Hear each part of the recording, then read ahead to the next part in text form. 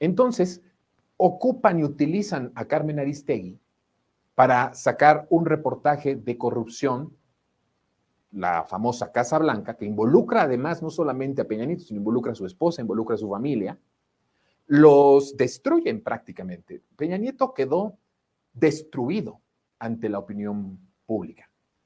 Los que lo empoderaron, los que lo construyeron, los que lo impusieron, lo estaban destruyendo. Y la forma de cómo destruirlo era filtrar esta información de la corrupción de la Casa Blanca y otros que no se supieron de corrupción inmobiliarias en Estados Unidos por parte de la esposa, de ese momento su esposo, ya no es su esposa, de esta actriz de Televisa, de la llamada Gaviota, que fueron investigaciones que ya no siguieron su cauce, que lo suspendieron desde la oligarquía.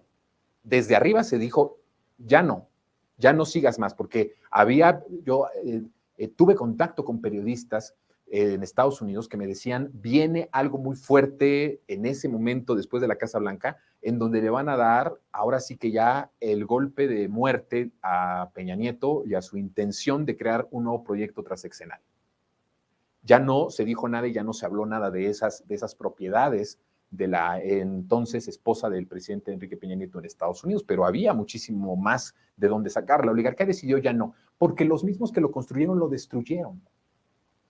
Y entonces tenían ahí, se salieron con la suya en dos sentidos. Por un lado, Peña Nieto queda totalmente descarrilado, queda destruido, o sea, lo aplastaron a Peña Nieto, se portaron de lo peor con él.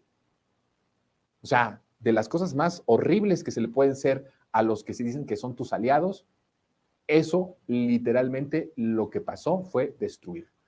Pero por otro lado, ya habían introducido a Carmen Aristegui, al menos en el imaginario obradorista, como una persona confiable.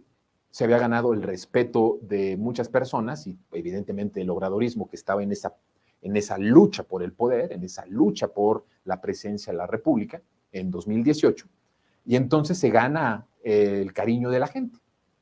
Entonces ya tenían a alguien que nunca fue libre, que nunca fue independiente, pero ya la tenían ahí como alguien a quien le creía el obradorismo y que podían utilizarla en un futuro para justamente, como sucedió y terminó sucediendo, para darle la traición al proyecto de transformación y ahora hacer todo lo contrario, golpetear al presidente, difamar al presidente, todo lo que ya vemos. Pero eso no es el tema. Lo que voy con esto es, el poder político queda muy reducido desde el asesinato de Luis Donaldo Colosio, se recrudece muchísimo con Enrique Peña Nieto cuando la oligarquía le pone un manotazo, lo quita de la jugada, porque veía amenazados sus intereses de los que ya en ese momento estaban muy empoderados.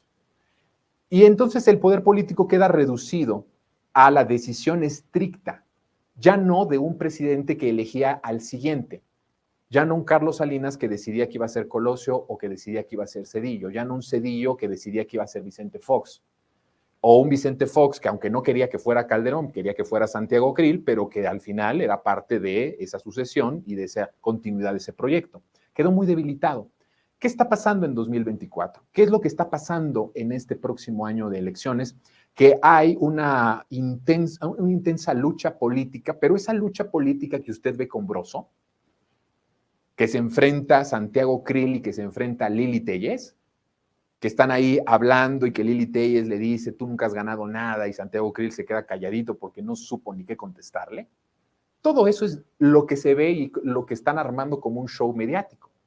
La realidad es que ni los potentados, ni el crimen organizado, oigan, ni el crimen organizado, ni los potentados se han decidido por algún candidato o por alguna candidata.